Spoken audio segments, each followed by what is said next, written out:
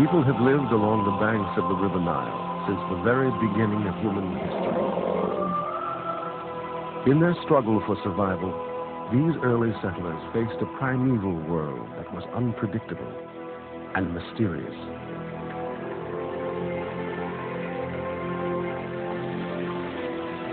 Flowing 4,000 miles from the heart of Africa to the Mediterranean Sea, the River Nile has shaped the lives and beliefs of many different races. Echoes of the ancient ways are still to be found in the highlands of Ethiopia, in the vast swamplands of Sudan, and in the fields of Egypt.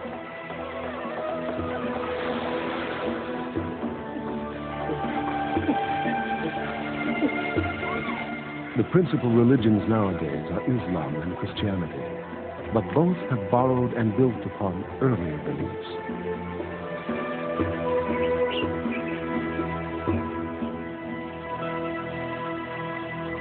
It was here, in Egypt, more than 3,000 years before Christ, that the Nile gave rise to the world's first great civilization.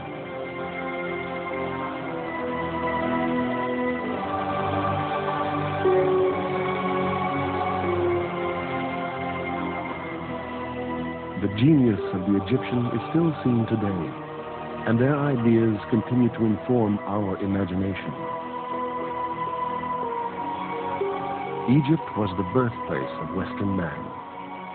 Here he planted crops for the first time and turned the Nile into a Garden of Eden.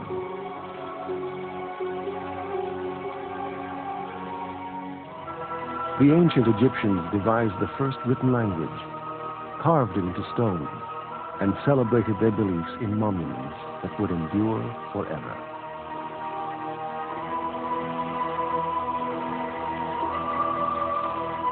Above all, they created a religion in which man and nature would exist in harmony for all eternity. In his quest to harness the forces of nature, man made nature his God.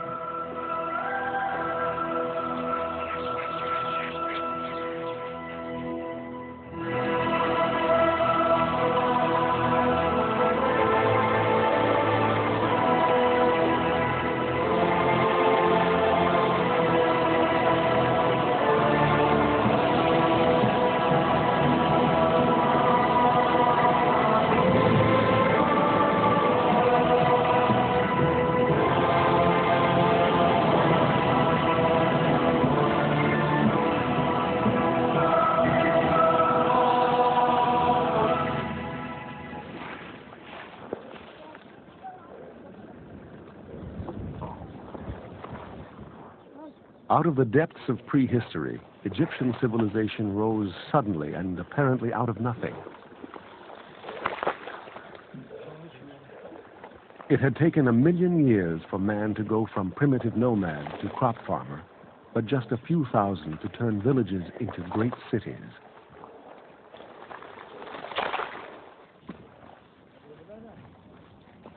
Egyptians still build with mud bricks, and they make the bricks with the same wooden tools the ancients used.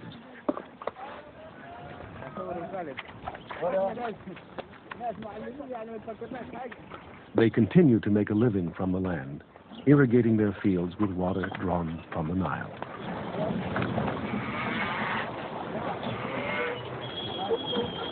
Nearly 5,000 years ago, the Great Pyramids began to rise above the floodplain. But long before that, strips of riverside marsh had been transformed into productive farmland. Agriculture made wealth. Wealth made Egyptian civilization. These people were the pioneers of modern agriculture. They collected wild grasses from the riverbank and harvested the cereals we know today. If an ancient Egyptian were to stumble into this village, much would be familiar to him. Virtually everyone is involved in farming still, the women as much as the men.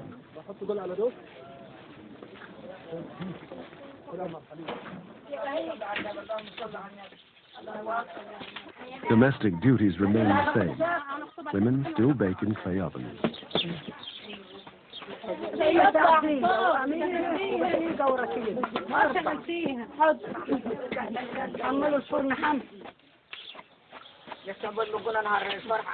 Even their games date from Pharaonic times.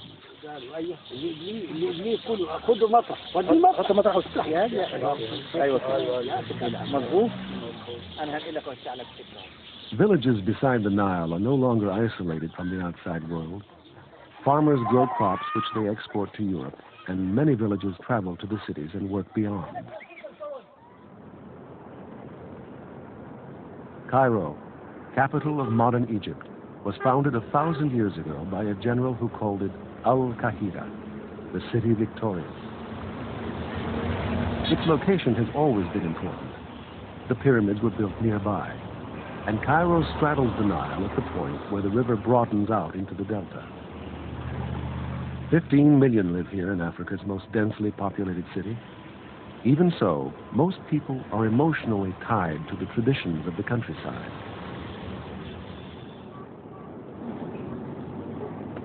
Adel El Ab is one of them. A merchant and landowner, he spends most of his time on his farm in the delta. Most of my family lives in Cairo. My brothers are engineers, doctors, and so on. But I always wanted to be a farmer. Since I was a young lad, I always wanted to be a farmer. I think I accomplished what I wanted.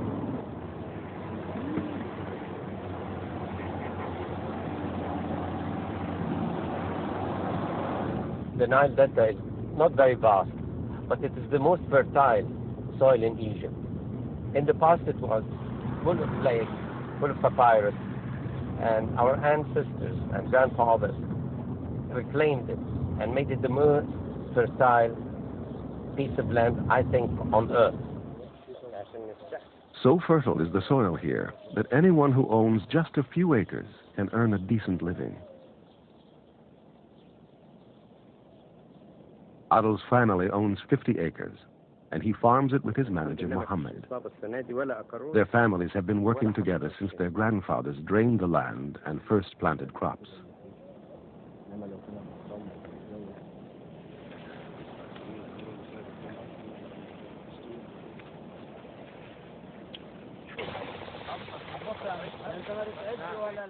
Next door to Adel's farm, local villagers grow enough rice for their own needs. The reliance on communal labor to harvest crops recalls far earlier times.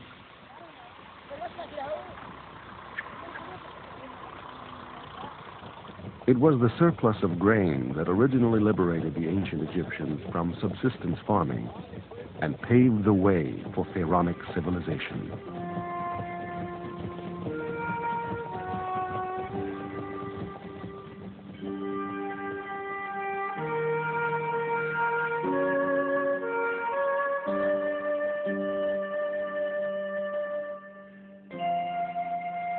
The Egyptians were among the most spectacular builders of all time, and the pyramids of Giza, the largest stone structures ever built. There's a popular myth that the monuments of the pharaohs were built by slaves. But the truth is that the hard labor was the work of off-season farmers, driven from the land by the annual floods and eager to earn a living during the 3 months when their fields lay underwater. What made all this possible was the mud of the Nile. This black earth is actually what made this Egypt and what made this farm most prosperous. This black earth is the magic of Egypt. They say Egypt is the gift of the Nile. Look at the sediments here, full of iron, zinc, manganese, everything that any plant can need. It's a miracle. The Nile every year brings us a miracle. It's a miracle that has its origins 4,000 miles upstream at the start of the longest river in the world. In fact, there are 2 Niles. The Blue Nile rises in the highlands of Ethiopia, and the White Nile above Lake Victoria in Central Africa.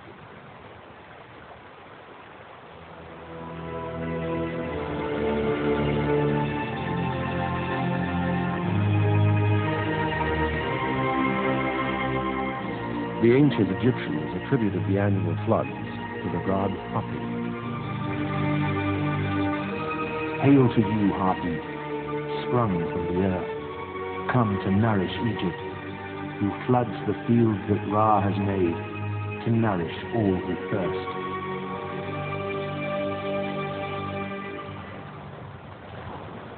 While the Blue Nile provided the great bulk of mud and water that reached Egypt, the White Nile yielded up the gift of Hapi, the rich soup of nutrients that made Egypt's soil so fertile.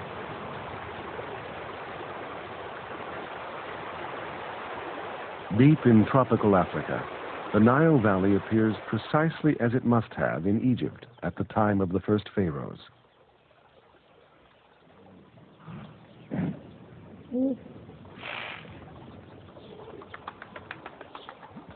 Here the Nile is rich in wildlife, and we know from early art that most of the creatures we see in these swamps were familiar to the ancient Egyptians.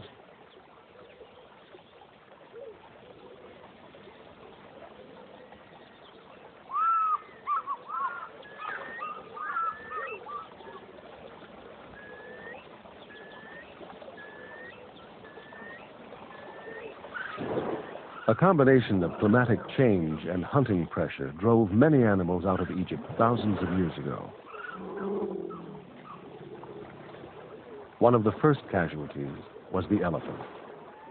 Sometime during the earliest dynasties, nearly 5,000 years ago, the elephant, the giraffe, and the rhinoceros all disappeared from Egypt.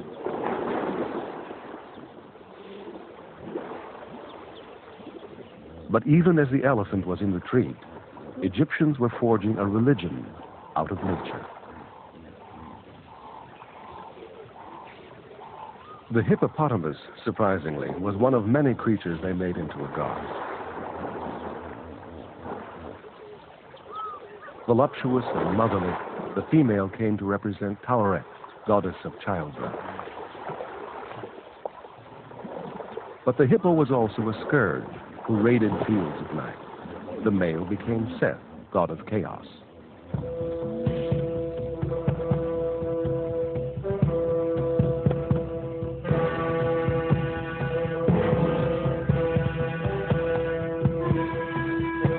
The climate of ancient Egypt was far wetter than today. Away from the Nile, the savanna supported big cats and large herds.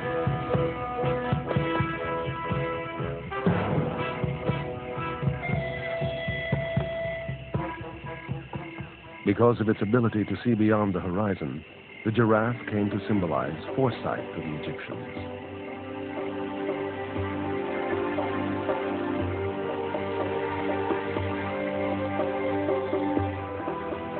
Trying to cope with and understand a world filled with animals that both supported and preyed on mankind, the ancients evolved a mythology and religion that tried to make sense of it all.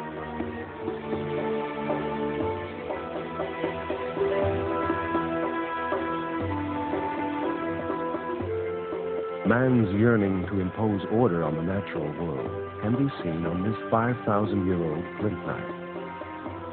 Its ivory handle carved with the creatures that animated his world and his dreams.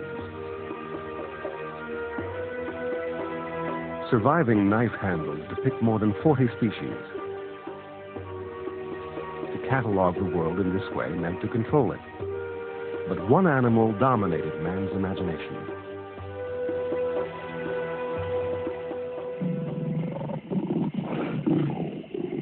To the early Egyptians, the lion was king, and the king was lion.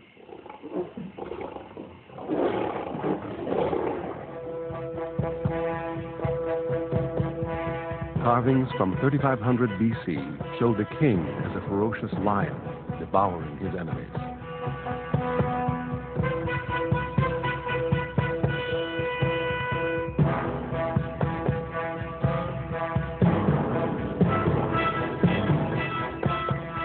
Lassos, spears, traps, and bow and arrow were all part of an increasingly sophisticated armory.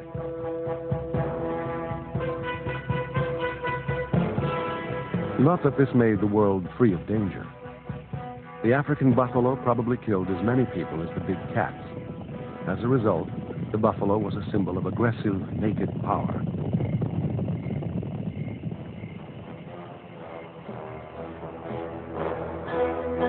That's how King Narmer, the first pharaoh, is depicted on a ceremonial carving.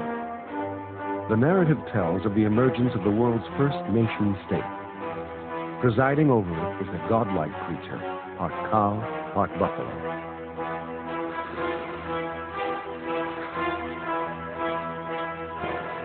Narmer, king of Upper Egypt, is a buffalo, crushing the walls of a recalcitrant Delta city and trampling the enemy underfoot.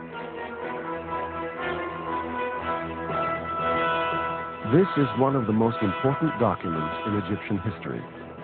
It proclaims kingship as the form of government, and in the use of animal symbols and hieroglyphs, it establishes a code of expression which will last for 3,500 years.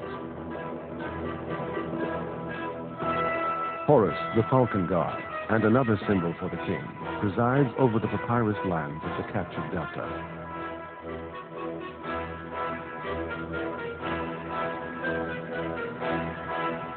The unification of Upper and Lower Egypt into a state that's lasted till today is celebrated by the intertwining heads of two mythic beasts.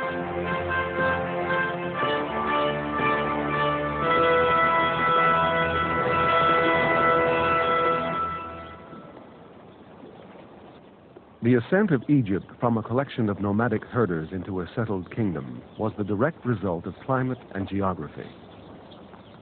Here was a land of perpetual sunshine and rich soil, and the Egyptians did their utmost to turn it into an earthly paradise.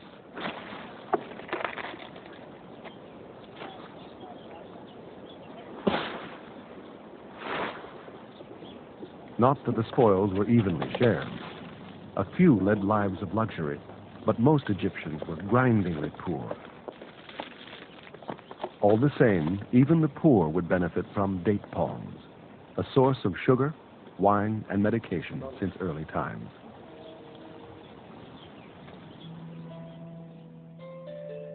Dates, figs, down palms, and many other fruit trees lined the riverbank. Some were native to Egypt, many others were brought from distant lands.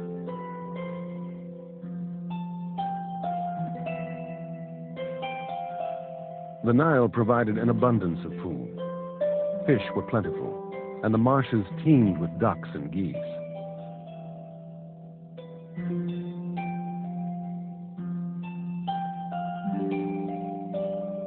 As if this weren't enough, traders from the rest of the continent brought a constant supply of exotic goods down the Nile. Gold, ivory, ebony, incense, and furs from tropical Africa.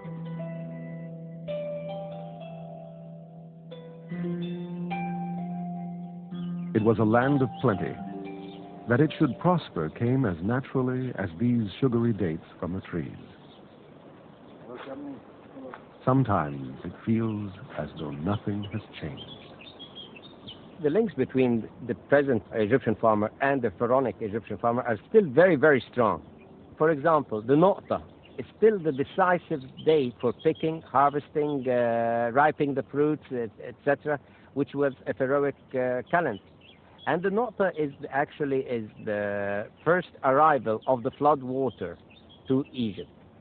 And up till now, the Egyptian farmer considered that day a sacred day. It was the sacred ibis that heralded the life-giving flood. Forced downstream by the advancing water, they arrived at the height of summer. Farmers saw these birds as allies. They ate the locusts that ravaged their crops. They also fed on exposed crocodile eggs. With its beak dipping into the earth like a scribe's brush into black ink, the ibis came to symbolize knowledge.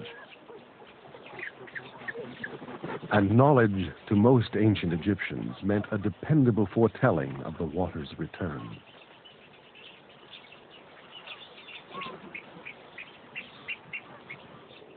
All Egypt waited, in anticipation of an infusion from this artery of life.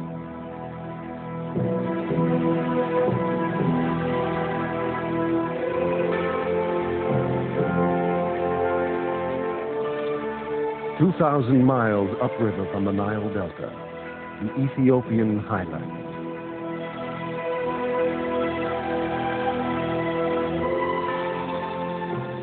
Over millions of years, the high plateau has been eroded away and washed downstream to become the rich mud of the Nile Valley.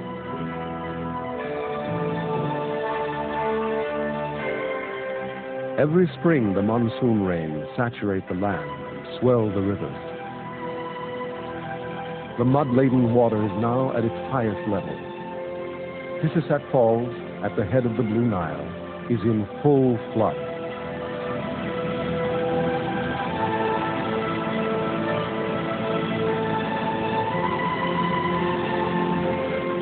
Four-fifths of the water that flows into Egypt comes from here.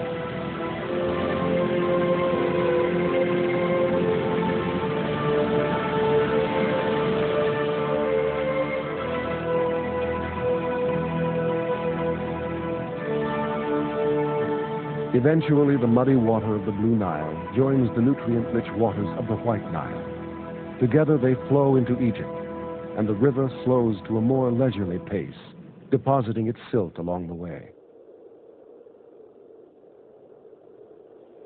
Today, the river is controlled by a series of dams, and most mud settles out before entering Egypt, leaving the water blue. Until 100 years ago, the floods at their heights filled the entire valley, forcing wildlife and people onto higher ground. Every year, the god Hapi ensured the bounty, covering the entire floodplain, willing it once again into life.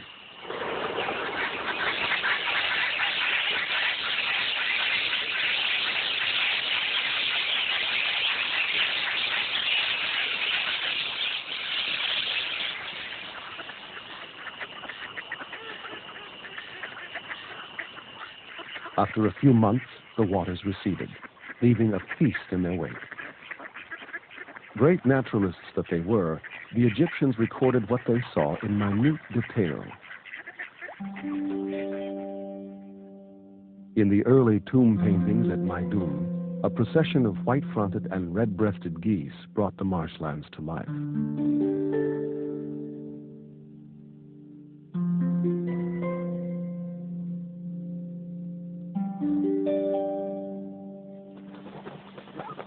But no creature was better equipped to harvest the marshes than the sacred ibis. Its long, curved bill probed deep into the mud, catching the most elusive of prey. Its cleverness became enshrined as Thoth, god of wisdom.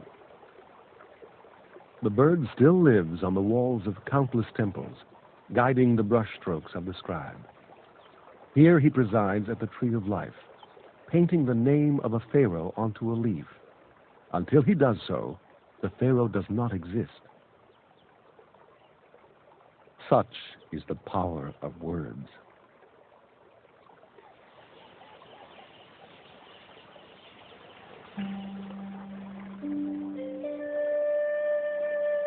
The great surprise of Egyptian art is the almost scientific attention to detail.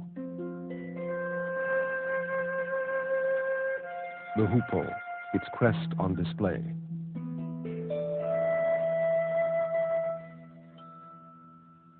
The purple gallinule skulking in the lilies. The pied kingfisher hovering above the river.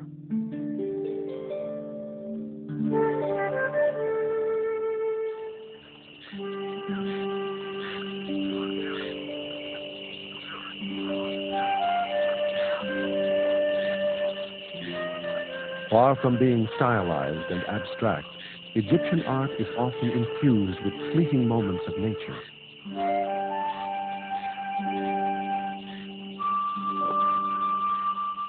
The quest was to capture nature in such a dependable way that the creatures would accompany the dead into the afterlife.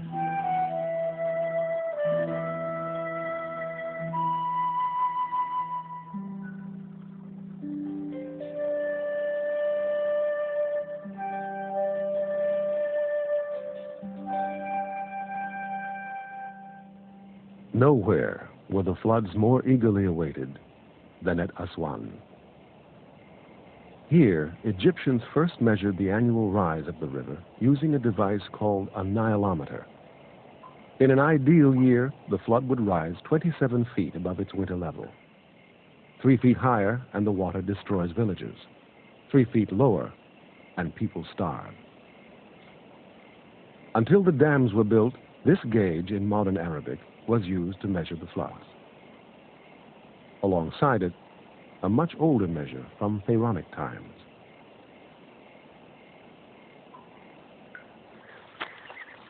Measuring water is one thing.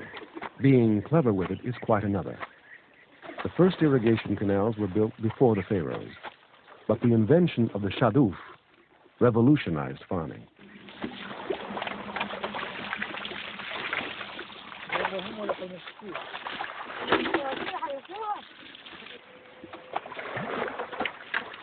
With its bucket at one end and mud weight at the other, the shaduf led to a dramatic increase in irrigated land.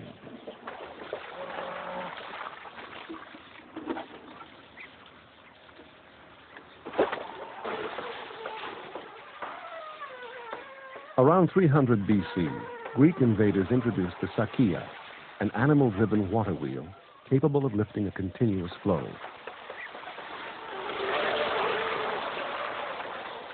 Better management of water meant that more and more land could be brought under the plow.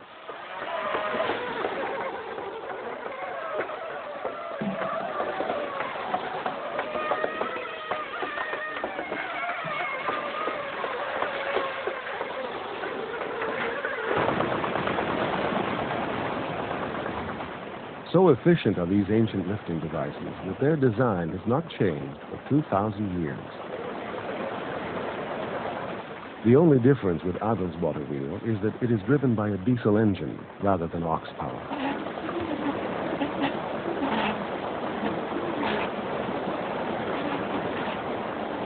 It was introduced to Egypt 2,000 years ago by the Romans, and is still an incredible piece of equipment for irrigation.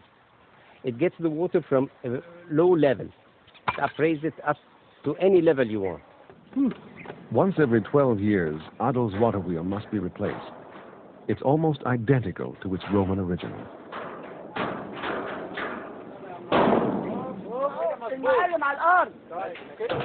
The link between technology and economics is clear.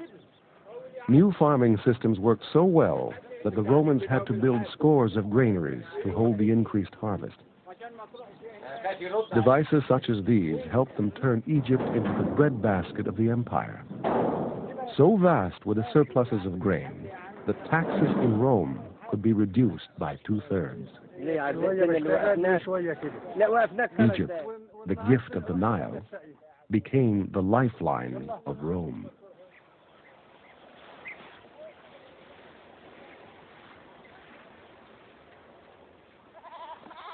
The Egyptians built their civilization with the wealth generated by grain.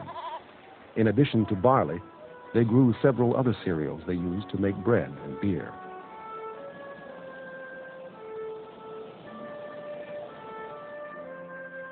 The land grew more than just food. Flax was harvested and woven into fine linen that made light, airy garments. But for the pharaohs, what mattered most was the harvest of grain. Each year, an army of bureaucrats measured the farmers' fields. So dependable and constant was the harvest that a simple taxation system was devised. It linked the size of each field to the height of the annual flood, measured at the Nilometer. This gave the overseers of the fields an estimate of what should be taxed.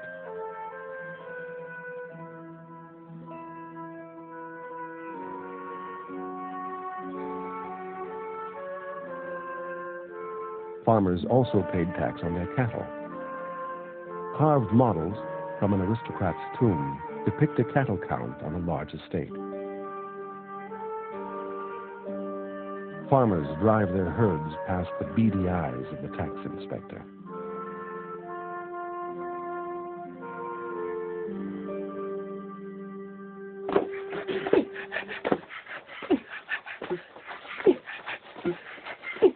Stamping mud into potter's clay is one of the oldest activities in Egypt.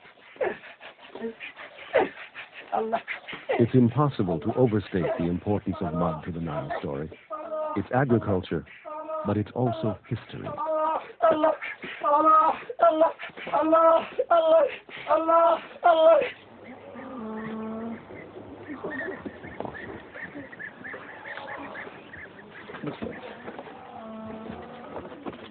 As long ago as 5000 BC, mud was molded into pots that were used to store and transport grain, oil, and wine.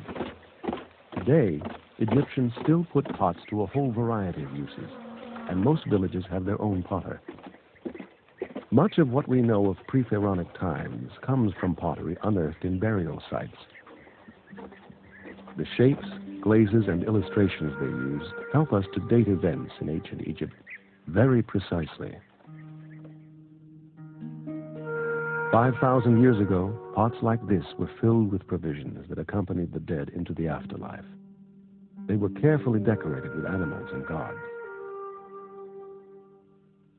One of the earliest images is woman as cow goddess, arms raised like cattle horns.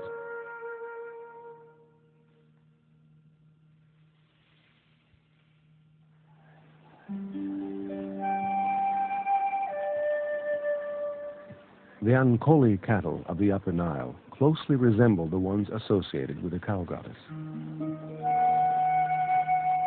The idea of the divine cow wasn't confined to the Nile Valley, but it has persisted here till the present day.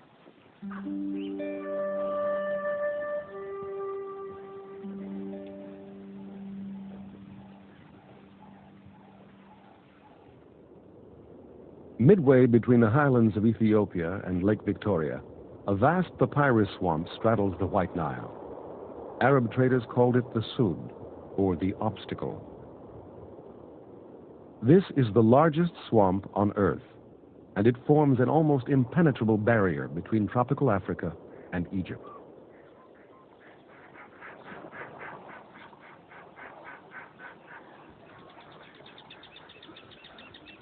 The Sud is home to the Nuer, a people whose lives are entirely devoted to cattle. Without the Nuer, cattle could not survive here, and without cattle, neither could the Nuer.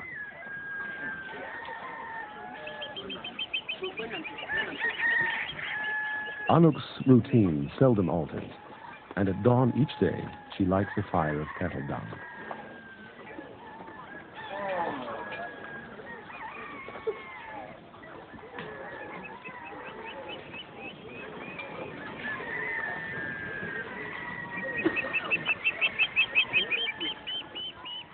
Nuer have no permanent home. When the Nile floods, they retreat with their cattle to higher ground. When the waters recede, they move back to the heart of the swamps. Their lives, like those of the ancient Egyptians, ebb and flow with the rhythms of the Nile.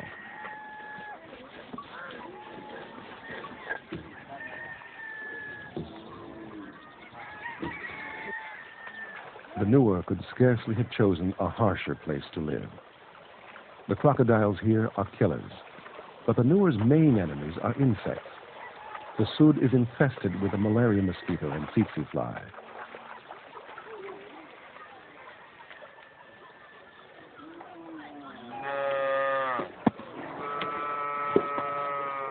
Insects dictate the morning duties of the Nuer women.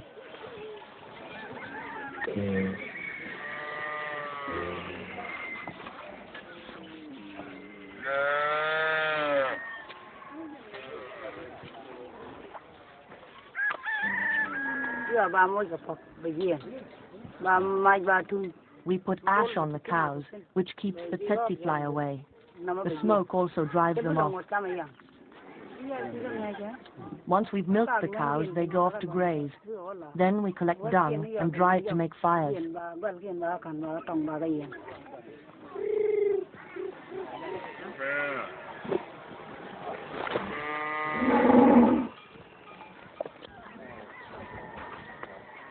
Cattle supply almost all the material needs of the Nuer. Dried dung is used for cooking. Its ash is even used to make toothpaste. The Nuer couldn't possibly live closer to their cows. There must have been the same intimacy with animals in ancient Egypt. Nuer women take care of everything to do with growing and preparing grain. Millet and wheat are staple foods here, just as they were in Pharaonic times.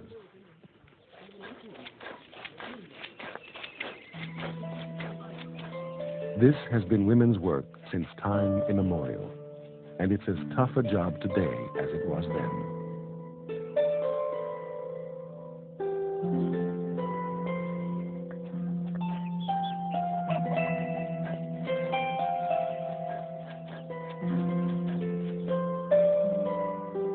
Women also take charge of all the dairy work. When the cows come in from grazing, it's the women's role to milk them and turn the milk into butter. From a very early age, girls are taught how to milk. A striking tenderness exists between a Nuer girl and her cows.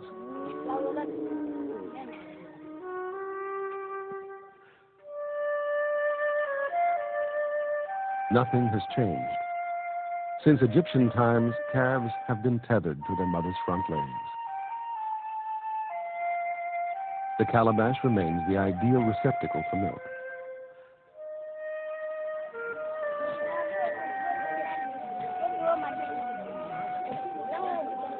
To cattle-loving people, cows have real feelings.